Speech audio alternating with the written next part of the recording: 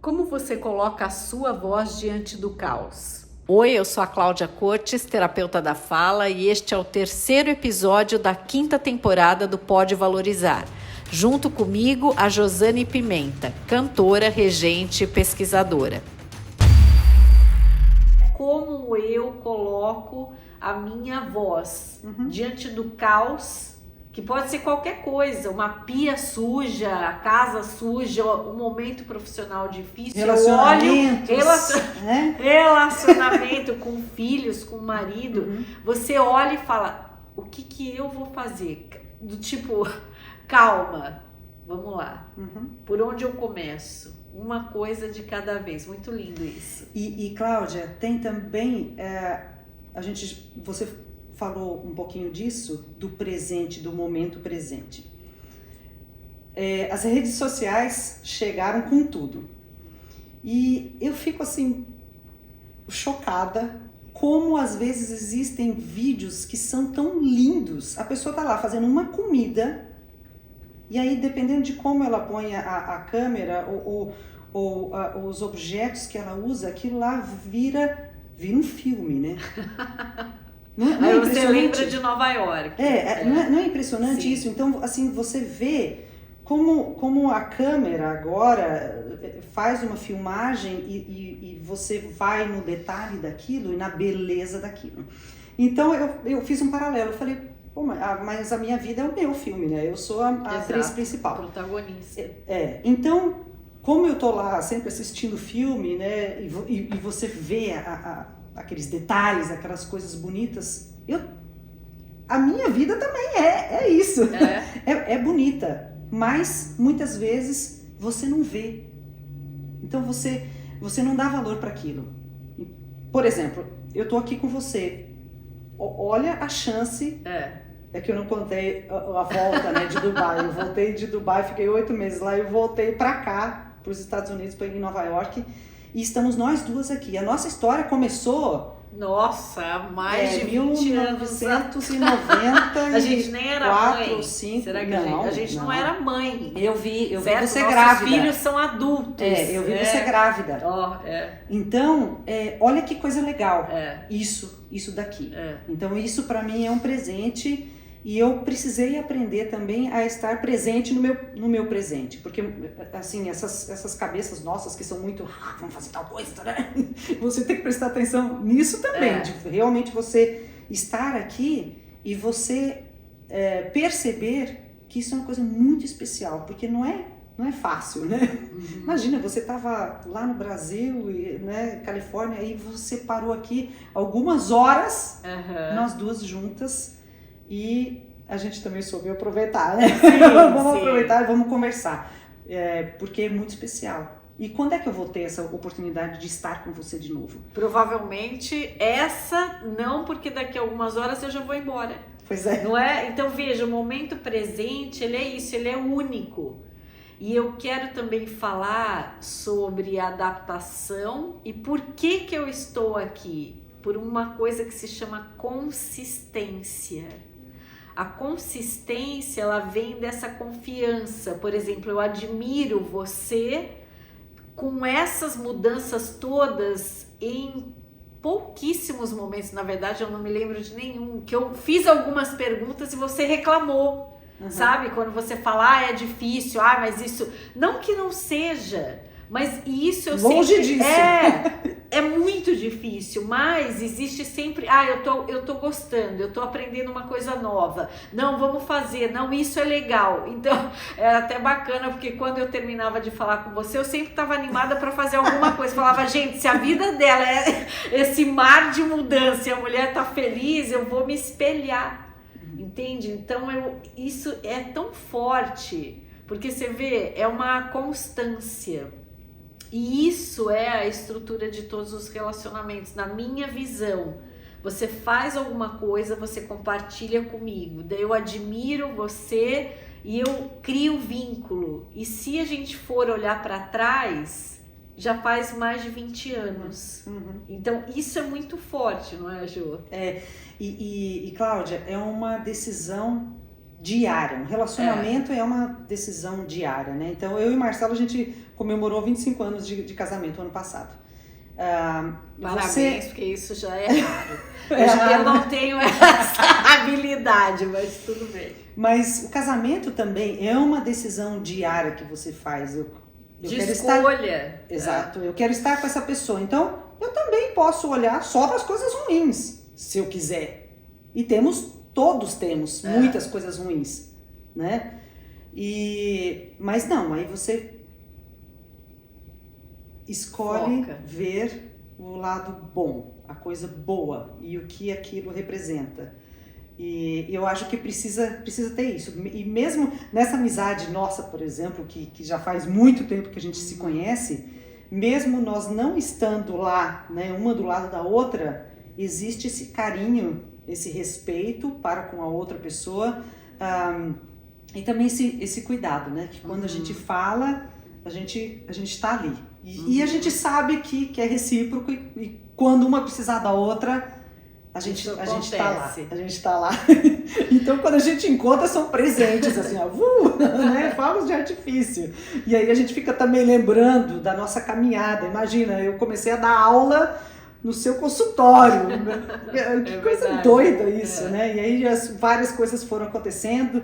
Muitas amizades a gente fez pelas nossas amizades, que também foi muito especial. Sim, que são pessoas relacionadas à área da voz. Sim. Então, vamos falar agora da voz e do que uniu a gente também, e esse universo, porque você é uma mulher muito estudiosa. Você pratica, você vive também para lapidar a sua voz, para adaptar a sua voz. Fala sobre isso, Jo. Nossa, a voz é um mundo, né? Nossa voz é um mundo e como você colocou muito bem, existe sempre a adaptação do ambiente e a nossa adaptação interna e a adaptação da voz e ela vem, enfim, de várias maneiras, até com a língua, com uma nova língua, você usa a voz com uma nova língua. E para mim foi muito interessante, porque o canto sempre estava presente na minha vida, mas por causa das minhas mudanças eu comecei a cantar mais do que reger.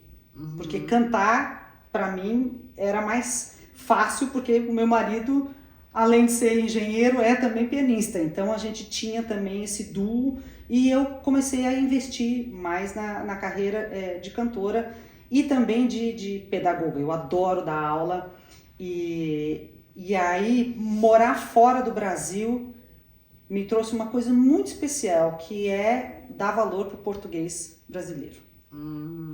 É aí que eu quero chegar, porque você também canta em diferentes línguas. Sim, então no canto erudito a gente tem que cantar em italiano, em francês, em alemão, em espanhol, né? Quando eu comecei a minha jornada, né, de expatriada e morar em vários lugares, você estudar outra língua, você começa a prestar atenção em como você faz as coisas na sua própria língua. Então isso foi muito especial e um momento muito, assim, um presente que eu ganhei na minha vida foi ter cantado o hino nacional brasileiro aqui em Nova York. Uau! Como foi isso? Isso foi muito legal. A gente estava fazendo o lançamento do Núcleo Nova York do Grupo Mulheres do Brasil. Que, aliás, é fantástico, adoro. É bem legal. Então, eu estava me voluntariando, né, nesse grupo e a gente teve uma celebração formal. Então, elas me convidaram para cantar o hino nacional brasileiro. E foi muito legal, porque, imagina, eu estava lá cantando em português, em Manhattan, o nosso hino, e foi tão especial porque a Luísa Trajano estava lá. Aí ela falou assim para mim, nossa, mas você estava sentindo mesmo, né? O hino, você estava cantando. Eu falei, claro, né? Eu sou uma intérprete. Então eu peguei aquele texto aí você vai no detalhe daquele português, do que aquilo significa e daqueles sons. Então, isso foi muito legal para mim, que morar fora do Brasil me fez valorizar a minha cultura brasileira, a minha língua portuguesa. Então, é como se fosse assim, nossa, abriu o universo. Abriu os meus olhos. E você já conseguiu ajudar outras pessoas a cantar melhor em português? Conta pra mim. Já. Então, voltando um pouquinho, no meu doutorado eu fiz, o meu trabalho é sobre 18 canções do Camargo Guarnieri, que é um grande compositor brasileiro, com textos de Susana de Campos. E uma das coisas que eu fiz foi pegar essas partituras, várias estavam manuscritas, passar para um programa de notação musical, e eu fiz a tradução desse poema para o inglês e fiz uma transcrição fonética, usando o alfabeto fonético internacional.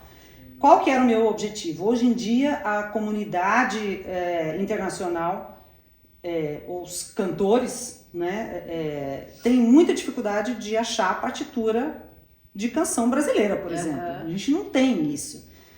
Então, eu quis fazer essa edição já para ajudar essas pessoas a encontrarem música brasileira e que, né, de fácil acesso, e que tivessem também uma transcrição fonética, porque a gente tem tanta coisa boa, tem tantos compositores excelentes, e a canção de câmara brasileira é muito boa. Assim, eu posso dizer que eu posso comparar a canção brasileira com a canção alemã, com francesa, com inglesa, né? Porque a gente é muito bom.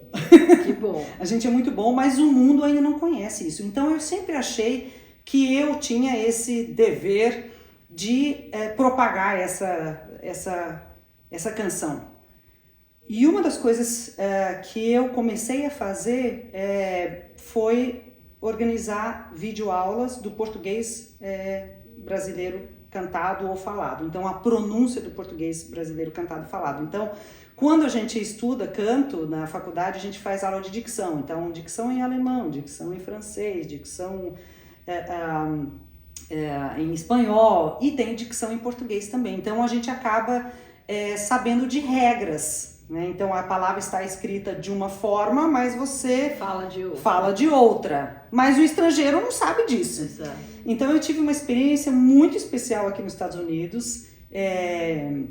Eu fui convidada pela Juilliard, que é uma das maiores escolas de música do mundo, para trabalhar o português da Baquiana Brasileira número 5, de Villa-Lobos. Que é assim, a obra brasileira para canto mais conhecida no mundo. Então, várias cantoras, várias sopranos já gravaram essa peça. E eu fui trabalhar com essa cantora, que é uma aluna da Juilliard. Ela é cubano-americana, então ela tem o inglês e tem o espanhol. E eu estava lá para ensiná-la a cantar em português. E foi uma experiência assim, muito, muito legal, porque eu falando inglês e falando espanhol e falando português, então eu tentava achar também conexões entre as línguas. Às vezes eu pegava em inglês, olha, tenta fazer esse fonema como esse fonema aqui no inglês, ou esse aqui do espanhol. E o resultado foi muito legal, chegou assim, muito próximo do que um brasileiro faria. E eu fiquei muito feliz com o resultado, e também foi muito legal, assim, sentar numa das cadeiras de um dos auditórios da Juilliard e ver essa cantora, né, cantando a Baquiana Brasileira com os violoncelos, e eu estava fazendo parte daquilo. Ou seja, você se adaptou para ensinar e ela também teve que se adaptar. Teve que se adaptar. E assim, é muito engraçado que a minha mente ficava assim, nossa, ela tava tendo dificuldade com alguns fonemas que não existem nem no inglês, nem no espanhol. Como é que eu explico isso para ela, para chegar mais próximo da pronúncia do português? Então, assim, minha mente ficava lá. E aí, na aula seguinte, olha, tenta fazer isso, faz aquilo, ou põe a sua língua. Às vezes era até uma coisa mecânica de posição, né, de língua e de boca. Ou, às vezes eu falava disso, da parte mecânica, ou às vezes falava do som, ou tentava achar algum fonema que fosse parecido para que ela chegasse mais perto daquilo. Então, essa área do canto é uma área que eu gosto muito, eu gosto de ensinar português, porque, primeiro, eu gosto do português. Eu acho que é uma língua linda e eu dou muito valor, né, à cultura brasileira e ao português. É uma língua pouco valorizada também, não é? E os americanos adoram português, né? Os americanos adoram bossa nova, né, MPB, eles adoram. Então, eu sempre acho que eu, como brasileira, preciso facilitar, né, o aprendizado do português brasileiro cantado. Então, eu tenho também trabalhado muito nessa área de divulgar o português e a música brasileira. No próximo e último episódio, o direcionamento do seu olhar é uma decisão sua. Não perca!